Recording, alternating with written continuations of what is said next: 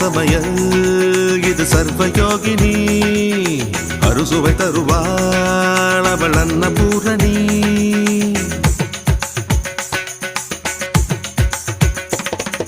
சரவண சமையல்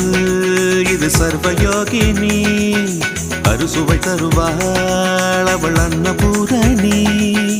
ஒவ்வொரு கையிலும் ருசிகள் மாறும் ஒவ்வொரு ருசியிலும் பசியும் மாறும் சமையல் 6 வகை கலை அல்லவா தீர தீரன மனிதவ மகரித சரவண சமையல்